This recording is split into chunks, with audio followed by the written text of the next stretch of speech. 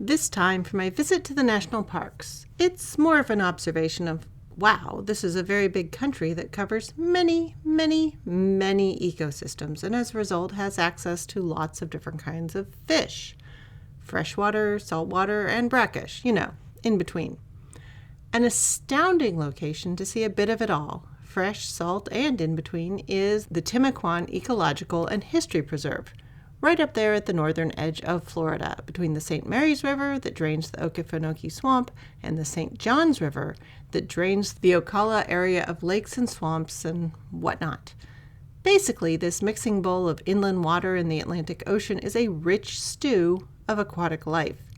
The fish and turtles and toothy alligators that inhabit the place, not to mention the birds, the furry varmints, and the insect life, have long made this a busy and rich place to forage for food, if also a bit muddy. The fact that this area has been preserved instead of having it cleaned out for fancy houses or industry means it's doing heavy lifting in two areas. One visible, keeping Jacksonville and some rather high-priced real estate from being in more danger than it is now, and one nearly invisible. It's a nursery for a wide variety of ocean fishes, and is also a haven for a large number of birds, both for the year-round residents and the ones that visit as they pass through on migratory routes. So if you'd like to get away from it all for a bit and see more types of birds and fishes and plants than you can easily name, as well as turtles and bugs and possibly mammals and reptiles as well, and just be surrounded by non-mechanical sounds, head out to the Timucuan Ecological Preserve, get a kayak or a canoe, I suppose, and get out there and look around. It's a world full of living things that keep the world knit together in ways we tend to forget about.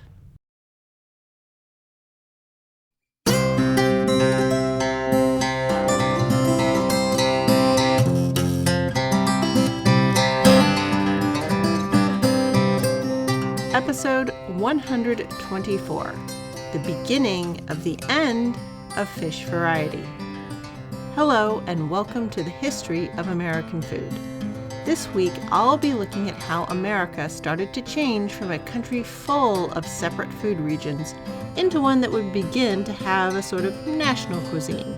And one of the easiest and early places to see this happening is in our consumption of water critters. Last week, it was the mighty oyster, and this week it's time to take a peek at the finfish, those swimmers, and see just what the rise of mechanical transport and ice would cause us to lose sight of, and just how many fish there are that are tasty, or were, or anyway. Pull up to your place at the table, and let's dig in. The first thing you need to know is that there is reasonable speculation that cod is what sparked European interest in North America.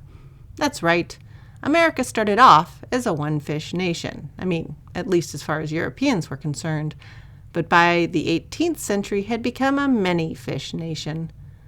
Well, we never had fishing villages the way we think of them in Europe, colorful houses spilling down to the Mediterranean, or villages stacked up along the cliffs of Cornwall in England. Sure, early America nonetheless had water-facing villages and then towns, but they were first there to profit off the cod that could be had so easily. They exported it and sold it for money. Sure, the fishers, while sending the money fish elsewhere, indulged in other fish, fresh and salt as they came by them. But first and last, America billed itself as a farming country that sometimes went fishing, and then whaling, to make money. At no point did America see itself as a country where people would live by fish alone. One thing modern Americans, or really any American that came after the mechanical travel age, they revel at how wonderfully exotic and lovely is the food of countries with dedicated fishing cultures. And they also find it a little odd how specific they can be about dishes made with particular fish, and that most of these fish are fresh and succulent and unlike anything we ever seem to be able to taste at home. Because here in modern America, fish is a commodity, much like ground beef or hot dogs or potatoes or bread. Most of us don't think of it as a seasonal or fragile or worthy of special care and preparation. Fish has become kind of interchangeable, and especially now in the freezer age, available at any time and at a certain level of quality. Most people who do eat fish would be hard-pressed to explain the particular flavor and qualities that differentiate one fish from another. And despite there being hundreds of edible finfish available to an American willing to hunt for them, few of us can even name 10 different types of fish that we've eaten. For a country that's surrounded by water, crisscrossed with mighty rivers, myriad streams, and polka-dotted liberally with large lakes and small, we now have an impoverished relationship with fish. But this used to not be so. America used to have an impressive fish menu. So why did it go away? How did it go away? When did it go away? Well, the when is sort of right where we are in the timeline. The beginning of the end is also the beginning of the 19th century. Up through the end of the 18th century, most people lived close to a body of water, an ocean, a river, or a lake. I mean, sure, people next to the ocean preferred 2 bodies of water. They wanted a fresh one. And there were wells that people dug, but in the beginning of the country, when everyone was just putting up a house, living near a water source was somewhere between most preferable and absolutely essential. And nearly every body of water in those days was home to some fish, some perennial, some seasonal, and migratory. And fish are like birds. No, stop, really, stay with me for a second. It sure seems like wherever their medium is, water or air, they could just go anywhere they want in it. And yet, when we look around, there are definite patterns for where they go and how they get there. I mean, think about with birds. They don't just go anywhere. Without even showing you a picture or describing them, I bet you could still tell me which bird I was talking about by describing its flight habits. Is it a seagull or is it a pigeon? I'm sure you could sort out which was which. And with that, fish are the same. Sure, it seems like, hey, anywhere there's water, why don't they just go where they want? Well, it turns out, like air, not all water is the same. Sure, there's freshwater fish and saltwater fish, and then, well, now for the science words, there are the anadromous and catadromous fish. These are the fish that live part of their lives in saltwater and part in fresh. The most famous example is the anadromous salmon, running around in saltwater as an adult, eating up the largest planktons that are kind of like shrimp and other tiny aquatic critters, and then returning to their freshwater homes to spawn. These big silver leapers, pink-fleshed from their shrimpy-type prey, are uncharacteristically for fish, rich with fat. But there are plenty of other fish that return from the sea to lay their eggs in fresh water. Most of them just lack glamour or size or the flashy appearance, so we don't really hear about them. And then there are also a few fish that spend most of their life in freshwater and then return to the salt to mate and release their spawn. The main one of these is eels. They are released in the ocean as tiny eggs and then fight their way back to freshwater to grow up. This, by the by, is why eel mating and spawning behavior is still a giant mystery to us air-breathing humans. Fish that come and spawn in streams, we can watch over them, or even those that do this along the shore or in estuaries and swamps and bayous and such. We can get a handle on what they're up to. But eels? Those slippery customers arrive from the sea to grow up in tidal brackish locations, and then once they're pretty big, they head up rivers where they were favorites in pies. Yes, the famous eel pies of London were made of Thames River eels, until of course the Thames was fouled by the Brits and they had to start importing eels from the rest of Europe, especially the Dutch. And so in the early days of America, American eel pie was definitely a thing. Not just eel pie, but lamprey pie. This is a non-eel that looks an awful lot like an eel, but is definitely not an eel. They have these weird suction cuppy mouths because they're jawless fish. And it turns out they are not catadromous, they are anadromous. And yeah, you've probably never thought about it because they definitely lack the glamour of salmon. And it's also part of why lampreys also get the pie treatment. Turns out that there's lots of little and less visually attractive fish that find their way into fish pies. But when it comes to American food, especially American food made out of fish, pies were the exception, especially for the home cook, because in the end, pies are a bit of a pain compared to the other more straightforward ways to serve fish. 19th century, people still have baking day, and fish pie, unlike fruit pie, didn't stay good for very long. So many of fish was served broiled or cooked directly over hot coals. Sometimes they were placed on a well-greased metal rack known as a gridiron, but just as often they were tied or pegged to a plank of wood and propped up next to the fire, and then flipped part of the way through the cooking. The other typical preparations for 19th century American fish were boiled, stewed, baked, and fried. And we are at that strange time in American cookery when frying starts to mean more than one thing. If you remember, back in season 2, I mentioned a few times that frying meant pan frying in a skillet with a little oil or lard or butter. Sometimes with a bit of breading, but just as often, none at all. But as we roll into the 19th century, pigs become heavier and start to ride on trains to market. They don't have to walk there anymore. The rise of ice and refrigeration, and again, early mechanized transport means there's more butter to go around. As a result, the depth of oil in which food is fried starts to get deeper. Skillets, instead of just having a coating of oil at the bottom, the oil starts to come up the sides, or even little cauldrons full of oil are starting to be used. Fry starts to mean half or even completely submerged in oil. As a result, a new word starts to appear in American cookbooks: sauté, to distinguish frying in just a bit of oil on the bottom of the pan and moving things around. Just like you did when you said fry in the 18th century. However, deep frying fish gets the frying medium, fishy. And if you're deep frying it, there's enough fat that you don't want to throw that fat away. And thus, the arrival of another American item. Today, just as you don't microwave fish in the office microwave, nobody wanted their donuts or their Saratoga potatoes to be fish flavored, which meant at the dawn of early deep fat frying, we invented fish grease, the stuff that you reserve only for frying fish.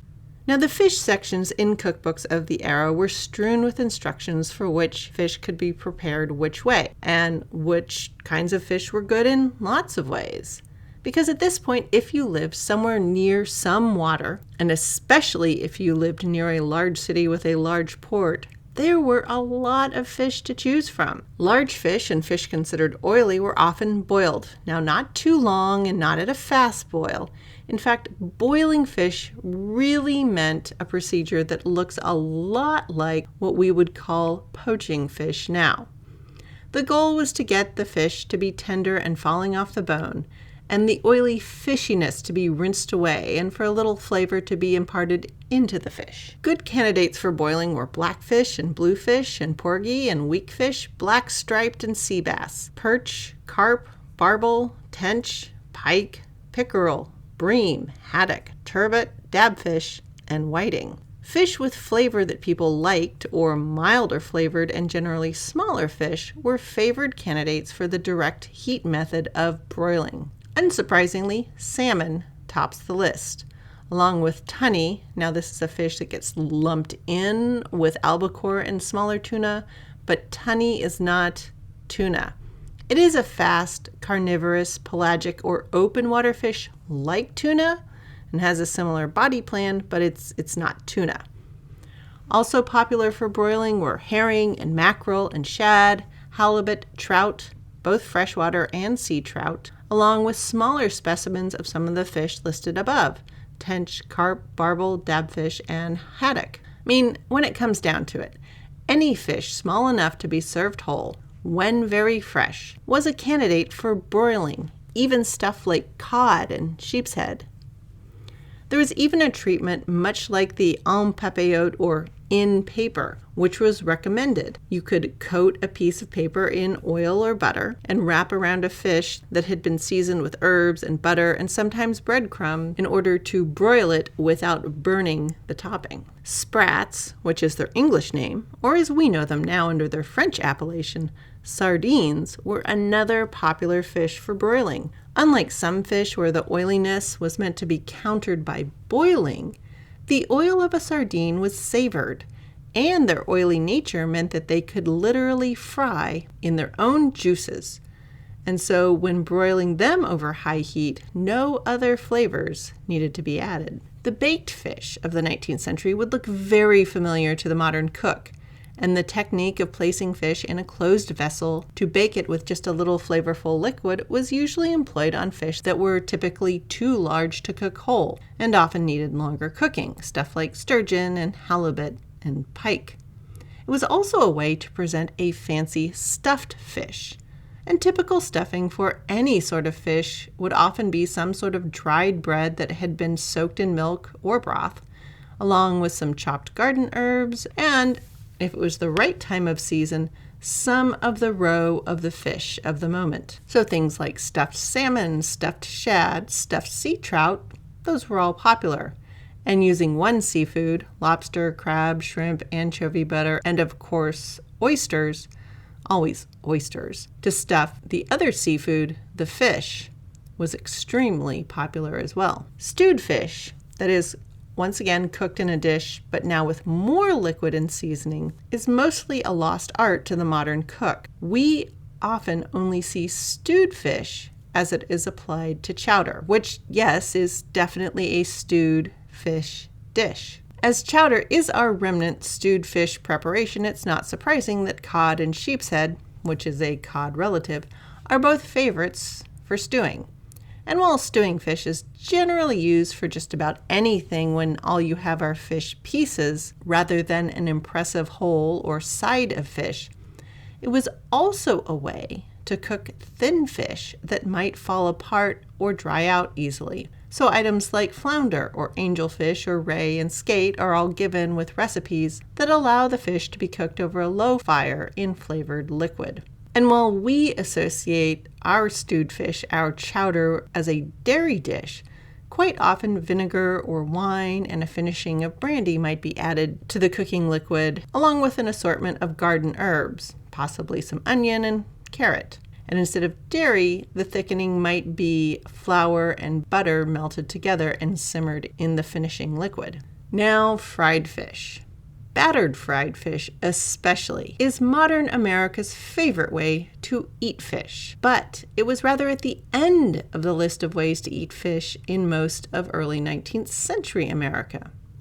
Broiled and stewed fish were far more practical and generally preferred, because there were only a few fish that were preferred fried. And let's face it, if you fried your fish, you ended up with all that fishy oil. But of the fish that were fried, in a lot of cases, an event was made out of it, which took the fish frying outdoors, which was preferred for the cook, not wanting a kitchen smelling of fish grease for days to come. Now, a big fried fish treat of the 19th century was actually a small fish, smelt.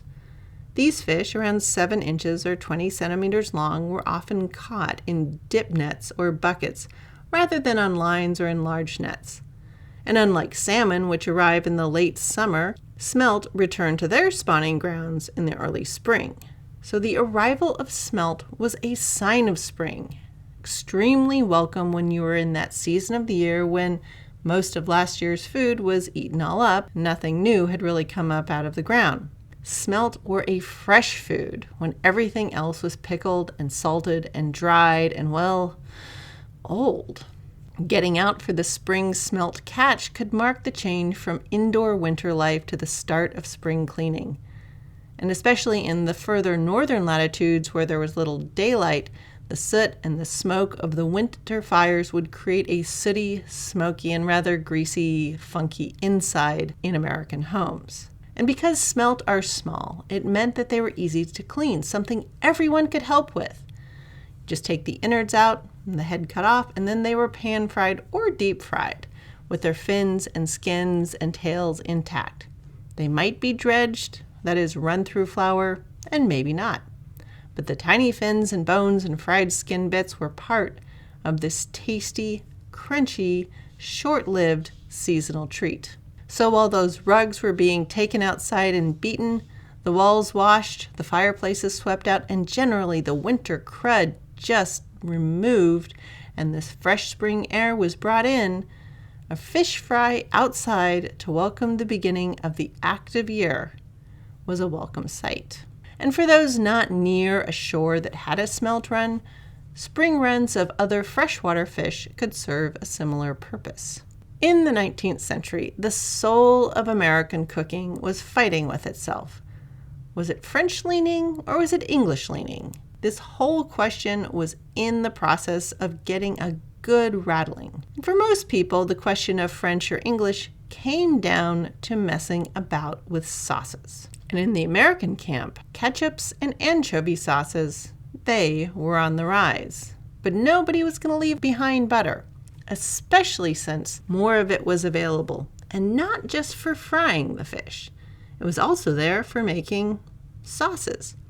And a startling number of sauces were put over a startling number of things, especially fish. And many of those sauces were, it turns out, mostly butter. Flipping through many, many recipes of the day, it turns out there's parsley sauce and anchovy sauce and shrimp sauce and lobster sauce and egg sauce and oyster sauce.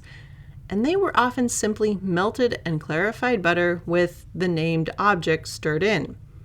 So lobster sauce could just be a 1/4 pound of butter with cooked lobster stirred in, or chopped up oyster or whatever. On more than one occasion, I was a little taken aback. Oh, it's just butter with parsley stirred in, or chopped hard-boiled eggs. Yep, stirred in. The 19th century is also pretty enamored with what we now think of as compound butters. Anchovy butter, parsley butter, fish roe butter. You take the thing, like the anchovies, chop it fine, maybe run it through a sieve to get rid of any unpleasant hard bits, and then mix it with an equal amount of butter. Unrinsed in this case because the salt that was preserving the butter actually worked well with the savory flavorings and helped it keep good for longer in the pantry, which was cool but not cold. And then these butters could be placed on the hot fish when they were served to melt over, or placed alongside. And another category of sauces that was also emerging were butter the size of an egg, which was rolled in or kneaded with flour. And this butter-flour mixture would then be cooked in liquid on a low fire to thicken the sauce. Early versions of what we now recognize as roux were also appearing in cookbooks, even though they weren't specifically referencing a French cooking technique. That is, herbs or onion were cooked in a bit of butter and then slowly stirred with some flour to cook, and then other liquids like broth or wine or cream were added. And of course, there were many, many, many egg yolk sauces. Egg yolk sauces, either cooked or raw egg yolks, have been with American cooking since the start. Cooked egg yolks were thinned with water and then cooked with herbs, and the resulting sauce could be made acidic with the addition of vinegar or wine. Or acidic and herby sauces could be thickened with raw egg yolk and butter at the end of cooking. This procedure has been codified in French cookery as hollandaise and sauce béarnaise and such, but any culture that revered egg yolks and dairy fats the way English cooking did, and also had plenty of vinegar on hand, came up with versions of these sauces. And every single one of these sauces ended up on the fish. On the boiled fish, on the broiled fish, on the baked fish, on the stewed fish. Sure, we may give our American selves grief for our modern addiction to tomato ketchup, and we may look in bogglement at the sauce sections in non-American groceries, but Americans have always had a thing for saucing our fish. Creamy sauces for broiled and liquid cooked fish, and when it came to fried fish, especially as we started to deep fry our fish, acid and fermented sauces. That was what we put on our fried fish. There was anchovy ketchup and mushroom ketchup and walnut ketchup and lemon ketchup, anchovy sauce, and definitely spiced vinegar were all favored accompaniments to go with our fried fish. In fact, it was our affection for these fried fish at large fish feeds where the vinegar preserved pepper sauces really started to make their inroads into broader American culture. All that good greasy fishiness needed something to cut it. And as a culture that was already well laced with pickles and vinegar, sauces made of salt, vinegar, and hot peppers were a natural next step. So here we are, pretty much at the high point of American fish culture for a very long time. For America was moving away from its starting coast. Farms were being planted farther and farther from stream sides, and the military was setting up shop along this ever-pushing west frontier. We had cattle ranchers and railroad workers and silver and gold miners, lumbermen and land speculators to protect from the original inhabitants of the land. The Native Americans were being shoved out and west and ignored, so all these new land uses might come to pass. And with the trail travel and the military occupation came the food. Sure, not very good food and not quite enough of it, but some of it was fish. The first two items in military and generally frontier stores were 1. Salt cod, or that rock-hard stockfish that brought fishing fleets to American shores in the first place, and 2. were the barrels of oysters, mainly pickled but also fresh as a Christmas treat in the winter. Like early American homes, early American forts were also almost always situated along a major water source. And a major leisure activity of military men and the women who did their laundry was going fishing. For many people, this could be most or all of the fresh meat that they ate while at a fort. Going out hunting for game was an officer's activity, and personal guns for enlisted men were not permitted. But fishing was an activity open to all, and cleaning fish is pretty easy, especially compared to a lot of other meat. And cooking them, they could be broiled over an open fire, and that's, again, something just about anyone could do.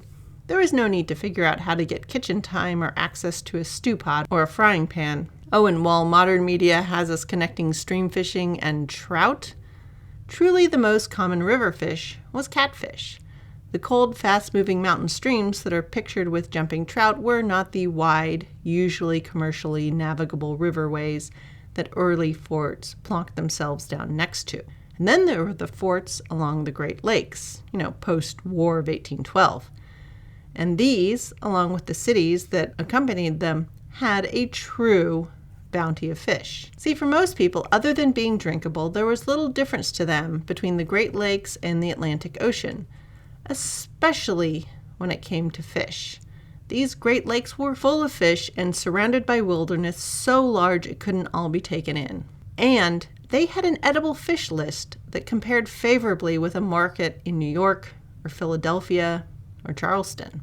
So it's easy to see why the closest thing to true fishing villages in America were actually starting to open up not on the commerce-facing Atlantic shore, but on the inward-facing shores of Lake Ontario, Lake Erie, and Lake Michigan. There was trout and bass and perch and whitefish and shiner and muskie and salmon, crappie, drum, herring, alewives, smelt, bloater, walleye, pike, lamprey, carp, catfish, and even congers and eels and sturgeons. This was enough to make an all-fish meal a regular event and a way to make a living. And yet, most people who fished on the lake, they were also farmers.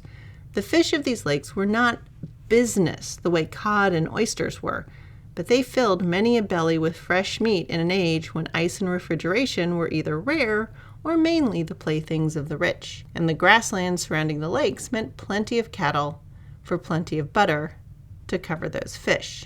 So here we are, about to start moving stuff around by steamship and steam train. Ice and refrigeration are just around the corner, and much of the meat people eat is still salted or dried, except for local fish.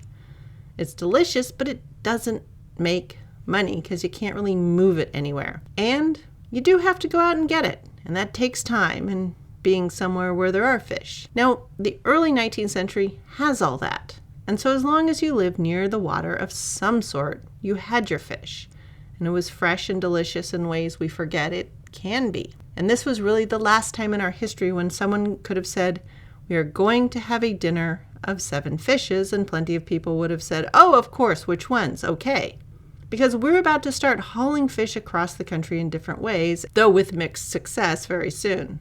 And starting in the 19th century, when we start shipping stuff, one does not go to all the trouble to ship quantities of food about unless it's all more or less the same. So a commodity like oysters or grain or sides of beef, which means the American relationship with fish is going to change considerably. To get good fish, to touch this high point in the variety of American eating, you're going to have to go out and get that fish yourself. And as the American world speeds up and moves away from the water's edge, fewer and fewer people have the time, fewer have ways to get to the fish, and fewer know how to broil or stew or even fry fish in a way that captures its fishy variety and goodness. The first half of the 19th century is also the end of the age when Americans, as a group, loved fish. Fish is going to be a divisive food going forward. But join me next time when we move away from the shore, lake, river, or ocean, and turn to the oven. The American baker is going to start looking at a new landscape, both with what she bakes, where she bakes it, and maybe, for the first time, starts to feel a little bit bad or worried about whether bread is even good for you. Thanks for listening. Any email questions or quibbles will continue to reach me at thehistoryofamericanfood@gmail.com. Downloading the episodes helps me know you're out there, but even better than that are your reviews, and I just want to thank you so much for these recent new ones. Learning that making these somewhat loopy but very real connections between American food and American and even global history is fun for you keeps me at it. I'm also doing a deep dive into the 19th century with co-host Jamie Lewis of Plague of Strength and our much looser and rather wilder podcast, Prize Fighters, Circus Freaks, and Gangsters. Still food, but now it has fashion and fighting and fraud and all sorts of really strange historical connections between now and then and, well, way back. And as always, there's plenty of crime.